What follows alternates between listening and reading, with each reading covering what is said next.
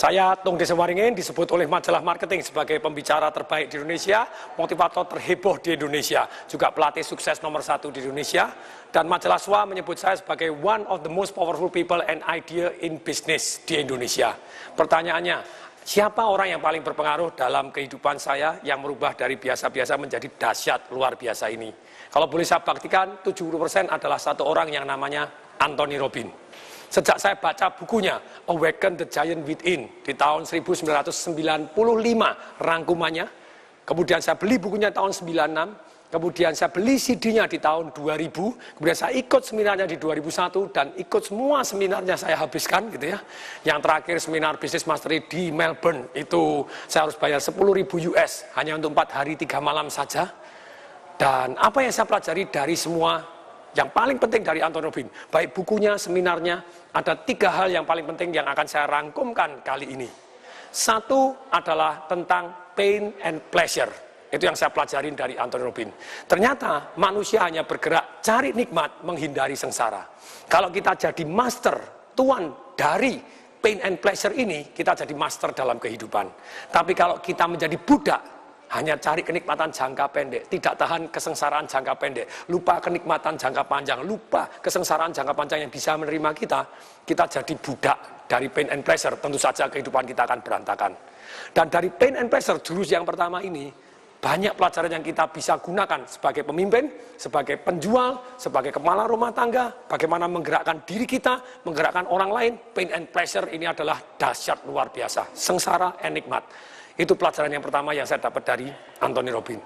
Yang kedua adalah merubah satu yang namanya fear into power. Orang punya trauma-trauma masa lalu. Ada yang takut gelap, ada yang kecanduan ngerokok, ada hal-hal yang negatif dalam kehidupannya. Bagaimana merubah fear into power ini adalah pelajaran yang luar biasa yang saya terima dari Anthony Robbins. Bagaimana merubah fear into power? Takut menjadi kekuatan, 3 hal doang yang saya saripatikan. Satu adalah tergantung gerakan kita. Dikatakan oleh Anthony Robbins, our emotion is created by our motion. Kalau kita berdirinya begini, tentu saja Anda akan jadi loyo, Anda takut, Anda begini, ada jalannya ini tidak bisa. Kalau Anda berdiri dengan tegak, say yes, yes, Anda mantap tegak. Seolah-olah bawa ransel 40 kilo dan Anda jalan mantap seperti begitu, Anda akan jauh lebih berani. Anda guncang bumi, Anda lunjak-lunjak, yes, Anda seketika dari takut jadi berani. Dari ragu-ragu jadi penuh keputusan. Ini, semua orang yang sukses mengalami emosi tidak pada tempatnya. Orang sukses juga mengalami ragu-ragu, orang sukses juga mengalami ketakutan, orang sukses juga mengalami khawatir, orang sukses juga mengalami males. Tapi orang sukses walaupun dia males, ragu-ragu, khawatir, takut, dia tetap take action. Jadi sekali lagi, sukses itu bukan karena absennya ketakutan, tapi karena kita bisa memanage ketakutan, bahkan merubah ketakutan menjadi kekuatan kita.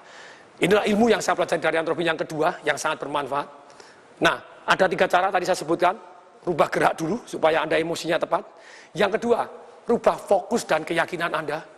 Fokus tergantung dari pertanyaan. Kalau Anda tanya, kemungkinan gagalnya apa ya? Kalau satu nanti gagal terus bagaimana? Daripada Anda tanya seperti itu, Anda tanya yang tepat, fokus Anda tepat. Yang kedua adalah fokus dan keyakinan Anda. Fokus Anda tergantung pertanyaan. Kalau Anda tanya, kalau saya sukses nikmatnya seperti apa? Yes, ada kemungkinan gagal. Supaya kemungkinan berhasil lebih besar, dengan bertanya gini, fokus kita mengarah ke solusi, bukan emosi. Nah, dengan fokus ke solusi dan emosi, Anda menemukan jalan untuk breakthrough, tembus, dan tembus. Nah, yang kedua B tadi adalah satu yang namanya keyakinan. Saya adalah.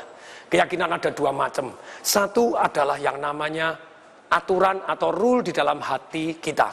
Bila saya begini, maka saya begini. Yang kedua adalah identitas. Saya adalah. Agama adalah, kerja adalah, cinta adalah, wanita adalah. Itu definisi, identitas. Dan kemudian 2 keyakinan ini sangat mempengaruhi kita. Kalau kita kepengen punya rumah besar, tapi dalam hati kecil kita punya keyakinan, bila rumah saya besar, maka bersihnya susah, Anda akan tidak, atau susah punya rumah besar. Nah, ini Anda harus rubah dengan betul sih, bila saya kepengen kaya, maka saya harus 1 hari keluar 10 kali untuk jadi marketing di jalanan. Kalau 10 kali satu keluar, 2 kali maka akan bawa hasil. 2 kali hasil, 25 hari kerja, 50 hasil, saya akan jauh lebih kaya. Baru keluar 2 kali, udah panas, tidak mau. Kenapa? Karena keyakinan Anda tidak kongruen, bulat. Maksudnya bulat apa? Bulat itu begini, otak manusia hanya cari nikmat menghindari sengsara, seperti prinsip yang pertama tadi. Bila titik-titik, maka titik-titik. tidak bulat. Positif dan negatifnya campur, otak Anda bingung. Otak manusia seperti magnet. Dia hanya mengejar kenikmat, menghindari sengsara. Makanya, kalau misalnya nikmat dan sengsara campur, dia bingung. Bila saya keluar 1 hari 10 kali, maka saya tambah kaya. Tapi 1 hari 10 kali kan panas. Ada yang ketidak nikmatan, sengsara. Otaknya bingung. Ya sudahlah, keluar 2 kali cukup. Akibatnya ya cuma 2 kali saja. Otak manusia, keyakinan ini bertanggung jawab sepertiga kesuksesan kita. Kalau kita belum sukses, bongkar keyakinan Anda. Dalam buku Financial Revolution saya bahas total tentang keyakinan ini. Kalau orang punya keyakinan, mau sih kaya, tapi uang kan akar dari segala kejahatan. Menurut kitab suci, wah repot lagi, Anda lebih yakin lagi. Padahal di kitab suci bunyinya bukan begitu, itu namanya salah baca ayat gitu ya. Kalau Anda punya keyakinan uang adalah akar dari segala kejahatan, siapa yang mau jahat dalam hidup? Anda uang banyak tidak mau nanti dikira jahat, jadi serakah lagi, ya repot begitu. Kalau uangnya banyak, itu Anda jauh lebih amal, lebih baik. Bukan uang akar dari segala kejahatan, tapi cinta uang akar dari segala kejahatan. Kalau Anda cinta uang lebih dari saudara Anda cinta uang lebih dari istri Anda, lebih suami Anda, ya tentu saja itu sudah pasti. Dari Tuhan apalagi, ya Anda akar dari segala kejahatan. Uang adalah netral, baik saja, adalah alat untuk mencapai tujuan kita secara positif ataupun secara negatif, tergantung orangnya. Nah, keyakinan ini bila maka uang adalah, kalau tidak dibuat bulat, kalau Anda mau lanjut belajar ini, belajar di Life Revolution saya, belajar di Financial Revolution saya, ini akan penuh manfaat. Kita rubah ini baru kita sukses. Itu keyakinan. Berikutnya yang ketiga, pilihan kata kita, itu akan sangat mempengaruhi emosi kita. Kalau Anda bilang aku bingung, ya tentu saja kalau Anda bingung ya langsung bingung. Otak Anda seperti dikasih virus, dikasih program, disuruh bingung. Daripada Anda bingung, rubah pilihan kata Anda. Saya akan cari informasi tambahan. Saya akan cari siapa yang sudah bisa. Loh, kalau Anda ngomong begitu, daripada aku ngomong bingung sebentar, daripada bingung sebentar. Begitu Anda bingung, langsung diganti. Saya harus cari informasi tambahan. Dengan demikian, tentu saja mendadak seketika otak kita diarahkan, yes, saya harus cari informasi tambahan. Kalau Anda ngomong, saya marah, apalagi Anda mengatakan, kamu membuat saya marah, wah itu level yang terjelek. Anda membiarkan emosi Anda digantungkan pada orang lain. Ingat, tidak ada orang satupun yang bisa membuat Anda marah, kecuali Anda mau, gitu ya. Dan tergantung. Nah, pilihan kata ini sungguh sangat berpengaruh dalam mengontrol emosi kita, merubah fear into power. Pilihan kata ini akan sangat mempengaruhi emosi kita. Untuk itu, pilih kata-kata. Saran saya, lakukan puasa ngomong negatif selama 10 hari. Manusia juga dalam agama Islam Anda puasa 1 bulan. Kenapa tidak Anda puasa 10 hari ngomong yang negatif? Anda list kalimat-kalimat yang negatif Anda, yang mengeluh-mengeluh, dirubah jadi yang positif. Yang positif dirubah jadi dahsyat luar biasa. Sejak dulu saya ditanya, apa kabar? Dulu jawabannya baik, normal, dahsyat, mantap, gitu ya. Terus kemudian, Anda kata-kata apa yang biasanya Anda gunakan, capek deh, ganti. Harus semangat nih. Bilang males, daripada males Anda bilang, mau cas baterai. Sama sih Anda tidur-tiduran, sebentar mau males-malesan. Daripada aku lagi males nih, jangan, aku lagi cas baterai, sebentar lagi siap meledak. Beda toh. Anda bilang kalimatnya, aku ditipu, emosinya langsung drop, tidak karu-karuan. Lebih baik diganti apa daripada aku ditipu? Ongkos sekolah saya. Jadi daripada aku ditipu 10 juta, ongkos sekolah saya 10 juta. Saya seringkali orang melebih-lebihkan. Lah aku ditusuk dari belakang. Kalau saya lagi terapi, saya lihat, mana lubangnya, tidak ada gitu, ditusuk belakang. Anda bilang, gangguin, tidak ada penusukan dari belakang gitu ya. Kalau Anda menggunakan kata, aku patah arang, ganti besi aja, beli yang baru. Jadi dengan demikian kalimat-kalimat ini, positif membuat Anda dahsyat luar biasa. Jadi jurus kedua dari Anthony Robbins, merubah takut jadi kekuatan. Saya rangkumkan 3 hal. 1 dengan merubah gerak, yang kedua dengan merubah fokus kita dengan pertanyaannya, dan 2B yaitu merubah keyakinan kita, susunan keyakinan kita. Uang baik adanya, gitu, yang tidak baik orangnya, gitu ya. Yang ketiga adalah pilihan kata kita. Pilihan kata kita akan sangat mempengaruhi emosi. Puasa 10 hari Anda ngomong negatif. Kalau nekat dalam hari ketiga, masih ngomong negatif berlarut-larut dan tidak pernah Anda ralat, kembali lagi hari pertama.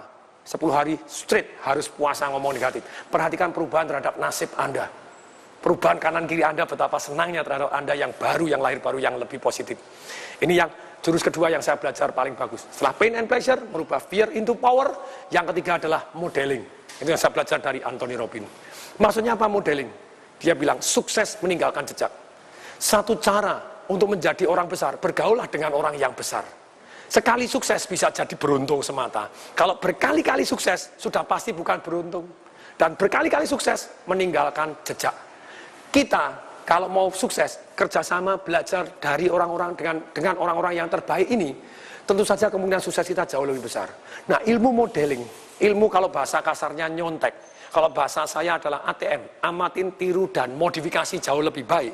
Tentu saja, bayangin, sekarang kalau Anda modeling, Anda mau belajar badminton, belajar dari mana? Rudi Hartono atau Rudi Hartini? Tentu saja Rudi Hartono. Kalau Anda belajar dari Rudi Hartono, tentu saja kemungkinan suksesnya jauh lebih besar daripada Rudi Hartini yang tidak pernah main badminton. Ini makanya modeling, Anda harus belajar dari orang-orang yang sudah sukses dan mengalaminya. Saya baru aja naik Gunung Rinjani. Baru naik Gunung Rinjani, Anda tidak bisa belajar dari para teoriwan dan teoriwati. Boleh nggak? Boleh, lumayan, karena daripada tidak belajar sama sekali. Tapi kalau Anda belajar dan kerjasama, punya mentor yang membimbing Anda, orang yang betul-betul sudah punya pengalaman naik Gunung Rinjani, kemungkinan selamatnya jauh lebih besar daripada pakar teori melulu. Teori penting nggak? Tetap penting, karena teori dia belajar juga. Tapi kalau teori doang nggak tahu detailnya, tentu saja akan sangat-sangat berbeda. Jadi learn from the best. Jadi jurus modeling ini, belajar dan amatin tiru, ATM, amatin tiru dan modifikasi dari orang-orang yang terbaik di bidang yang Anda kepingin sukses. Modifikasi lebih baik, Anda tentu saja akan lebih sukses.